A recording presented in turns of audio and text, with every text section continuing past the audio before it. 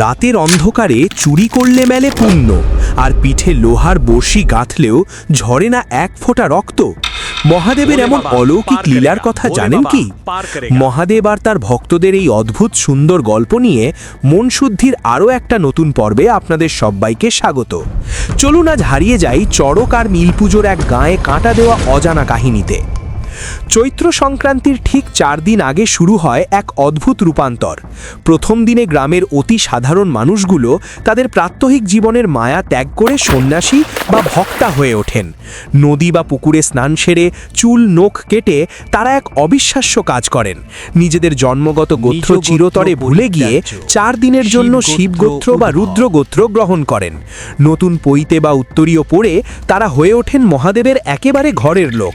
আর নিয়ম মেনে শুরু হয় মাটিতে শোয়া এবং একবেলা নিরামিষ হবিষ্যান্ন খাওয়া। এরপর দ্বিতীয় দিনে শুরু হয় ভক্তির এক কঠিন পরীক্ষা। মহাদেবকে তুষ্ট করতে এই সন্ন্যাসীরা ধারালো বটি, খেজুর কাটা বা জ্বলন্ত কয়লার উপর ঝাঁপ দেন, যাকে বলে ঝাঁপ। কিন্তু আশ্চর্যের বিষয় হলো, মহাদেবের অলৌকিক কৃপায় এত কিছুর পরও তাদের শরীরে কোনো আঘাত লাগে না, এক ফোঁটা রক্তও ঝরে না।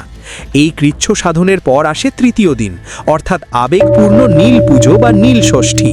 এদিন নীলকণ্ঠ শিবের সাথে দেবী পার্বতীর বিয়ের উৎসব পালিত হয়। গ্রামের মায়েরা সারাদিন উপোস থেকে সন্ধ্যায় শিব মন্দিরে নীলের বাতি জ্বালান এবং শিবলিঙ্গে জল ঢালেন। আর সন্ন্যাসীরা এদিন শিব গৌরী সেজে বাড়ি বাড়ি ঘুরে গাজনের গান গেয়ে ভিক্ষা সংগ্রহ করেন। কিন্তু সবচেয়ে রহস্যময় ঘটনাটি ঘটে এই নীল পুজোর রাতেই। সন্ন্যাসীরা দল বেঁধে গ্রামের গৃহস্থের গাছের ডাব বা নারকেল চুরি করে খান। বাড়ির মালিকরা গাছের ডাল নড়ার শব্দকে সব বুঝতে পারলেও কেউ কাউকে বাধা দেন না, কারণ সবার অগাধ বিশ্বাস সন্ন্যাসীদের এই ফল খাওয়া মানে স্বয়ং মহাদেব তাদের গাছের ফল গ্রহণ করে আশীর্বাদ করে গেলেন।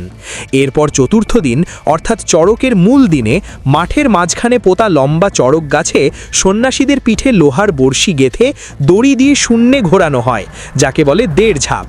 শূন্যে ভাসতে ভাসতে তারা যেন একেবারে কৈলাসে মহাদেবের কাছাকাছি পৌঁছে যান। সব শেষে বিকেলে আসে ঘরে ফেরার পালা। সন্ন্যাসীরা আবার পুকুর ঘাটে গিয়ে জলে স্নান সেরে তাদের ধারণ করা পবিত্র পৈতে ভাসিয়ে দেন।